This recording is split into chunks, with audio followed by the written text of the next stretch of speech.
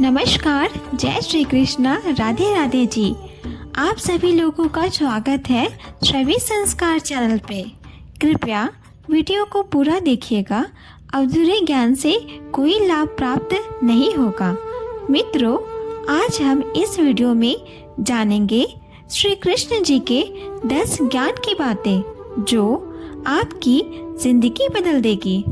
मित्रों, आइए वीडियो शुरू करते हैं। जय श्री कृष्णा। मित्रों, वैसे तो कृष्ण का संपूर्ण जीवन ही एक प्रबंधन की किताब है जिसे सैकड़ों हजारों बार कहा सुना जा चुका है। कुरुक्षेत्र में 2 सेनाओं के बीच खड़े होकर भारी तनाव के समय कृष्ण ने अर्जुन को जो ज्ञान दिया वो दुनिया का श्रेष्ठतम ज्ञान है। गीता का जन्म युद्ध के मैदान में 2 सेनाओं के बीच हुआ। जीवन की श्रेष्ठतम बातें भारी तनाव और दबाव में ही होती है। अगर आप दिमाग को शांत और मन को स्थिर रखने की कोशिश करें तो सबसे बुरी परिस्थितियों में आप अपने लिए कुछ बहुत बेहतरीन निकाल पाएंगे। ये कृष्ण सिखाते हैं। गीता पढ़ने से पहले अगर इसी बात को समझ लिया जाए तो गीता पढ़ना सफल हुआ। मित्रों, कृष्ण जी का जीवन ऐसी ही बातों से भरा पड़ा है। जरूरत है नजरिए की। उनका जीवन आपके लिए मैथोलॉजी का एक हिस्सा मात्र भी हो सकता है और आपका पूरा जीवन बदल कर रख देने वाला ज्ञान भी। आवश्यकता हमारी है, हम उनके जीवन से लेना क्या चाहते हैं। कृष्ण मात्र कथाओं में पढ़ा या सुना जाने वाला पात्र नहीं है, वो चरित्र और व्यवहार में उतारे जाने वाले देवता है। कृष्ण से सीखे कैसे जीवन को श्रेष्ठ बनाया जाए। 10 बातें जो अगर व्यवहार में उतार ली तो सफलता निश्चित मिलेगी। पहला है, शुरू से अंत तक जीवन ही संघर्ष है। मित्रों, कारागार गृह में जन्मे श्री कृष्ण पैदा होते ही रात में यमुना पार कर गोकुल ले जाया। तीसरे दिन पूतना मारने आ गई। यहाँ से शुरू हुआ संघर्ष देह त्यागने से पहले द्वारिका डुबोने तक का सफर। कृष्ण का जीवन कहता है, आप कोई भी हो, संसार में आए हो तो संघर्ष हमेशा रहेगा। मानव जीवन में आकर परमात्मा भी सांसारिक चुनौतियों से बच नहीं सकता। कृष्ण ने कभी किसी बात की शिकायत नहीं की। हर परिस्थिति को जिया और जीता। कृष्ण कहते हैं, परिस्थितियों से भागो मत, उसके सामने डट कर खड़े हो जाओ, क्योंकि कर्म करना ही मानव जीवन का पहला कर्तव्य है।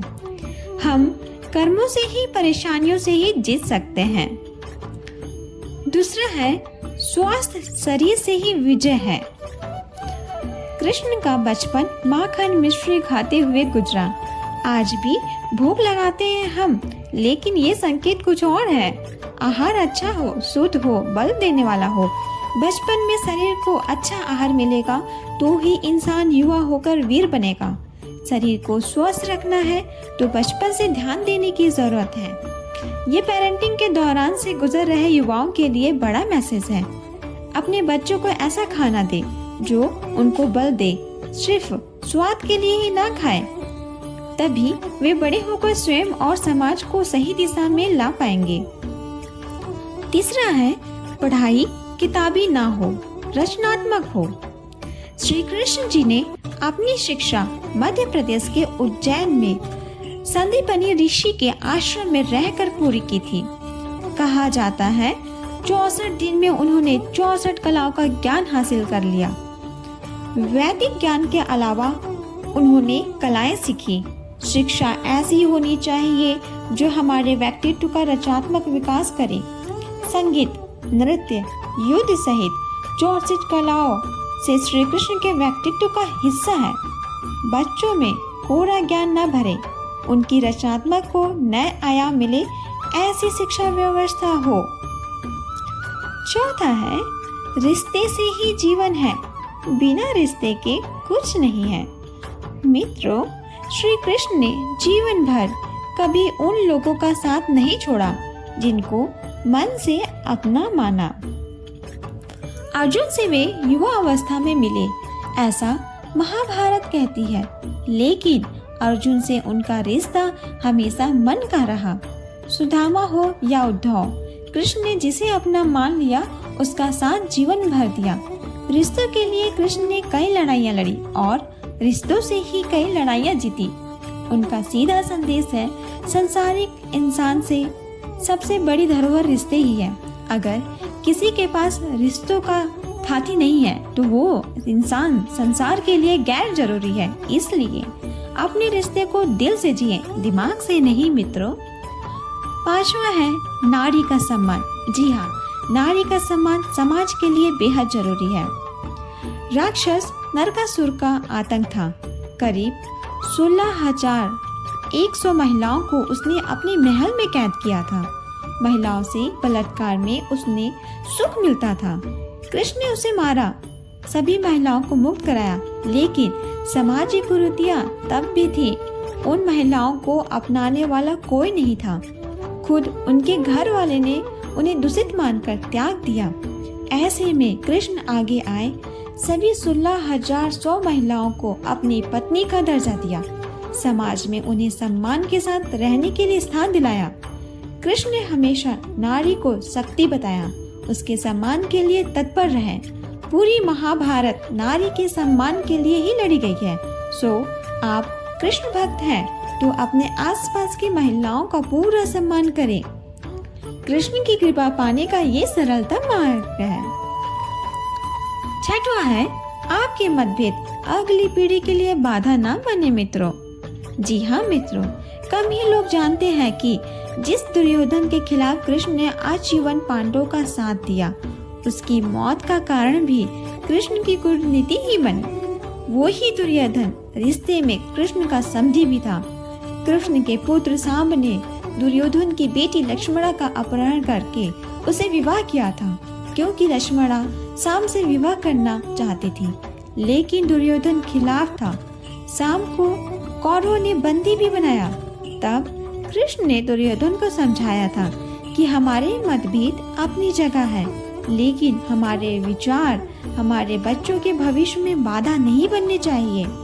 दो परिवारों का आपसी झगड़ों में बच्चों के प्रेम की बलि न चढ़ाई जाए।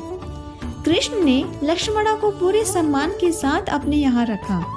दुर्योधन से उनका मतभेद हमेशा रहा, लेकिन उन्होंने उसका प्रभाव कभी लक्ष्मणा और सांब की गृहस्थी पर नहीं पड़ने दिया। 7वां है शांति का मार्ग ही विकास का रास्ता है। मित्रों, श्री कृष्ण ने महाभारत युद्ध के पहले शांति से समझौता करने के लिए पांडवों और कौरवों के बीच मध्यस्थता की। हालांकि दोनों ही पक्ष युद्ध लड़ने के लिए आतुर थे, लेकिन कृष्ण हमेशा चाहा कि कैसे भी युद्ध टल जाए। झगड़ों से कभी समस्याओं का समाधान नहीं होता। शांति के मार्ग पर चलकर ही हम समाज का रचनात्मक विकास कर सकते हैं। कृष्ण ने समाज की शांति से मन की शांति तक दुनिया को ये समझाया कि कोई भी परेशानी तब तक मिट नहीं सकती जब तक वह शांति ना हो, फिर चाहे वो समाज हो या हमारा खुद का मन। शांति से ही सुख मिल सकता है, साधनों से नहीं मित्रों। 8वां है हमेशा दूरगामी परिणाम सोचे। महाभारत में जोए की घटना के बाद पांडवों को वनवास हो गया। कृष्ण ने अर्जुन को समझाया कि ये समय भविष्य के लिए तैयारी करने का है। महादेव शिव, देवराज इंद्र और दुर्गा की तपस्या करने को कहा। कृष्ण जानते थे कि दुर्योधन को कितना भी समझाया जाए, वो पांडवों को कभी उनका राज्य नहीं लौटाएगा। तब शक्ति और सामर्थ्य की जरूरत होगी। कर्ण के कुंडल का वश पांडवों के जीत में आड़े आएंगे, ये भी वे जानते थे। उन्होंने हर चीज पर बहुत दूरगामी सोच रखी। कोई भी फैसला तत्कालिक आवेश में नहीं लिया। हर चीज के लिए आने वाली पीढ़ियों तक का सोचा। सही सोच समाज का निर्माण करती है। 9वां है हर परिस्थिति में मन शांत और दिमाग स्थिर रहे। मित्रों, पांडव के राजसूय यज्ञ में शिशुपाल कृष्ण को अब सत्य कहता है। छोटा भाई था, लेकिन मर्यादाएं तोड़ दी। पूरी सभा चकित थी। कुछ क्रोधित भी थे, लेकिन कृष्ण शांत थे, मुस्कुरा रहे थे। शांति दूत बनकर गए तो दुर्योधन ने अपमान किया। कृष्ण शांत रहे। अगर हमारा दिमाग स्थिर है, मन शांत है, तभी हम कोई सही निर्णय ले पाएंगे। आवेश में हमेशा हादसे ही होते हैं मित्रों। ये कृष्ण सिखाते हैं, विपरीत परिस्थितियों में भी कभी विचलित नहीं होने का गुण कृष्ण से बेहतर कोई नहीं जानता। 10वां है मित्रों, लीडर बने, श्रेय लेने के होड़ से बचे। मित्रों, कृष्ण जी ने दुनिया भर के राजाओं को जीता था।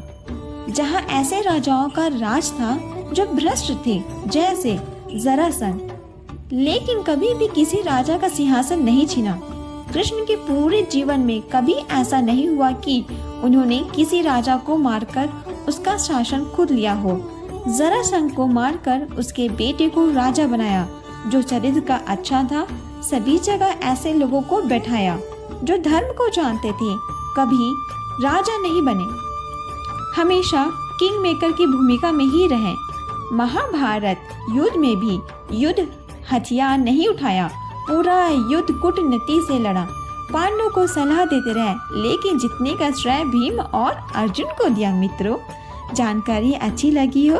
धन्यवाद मित्रों।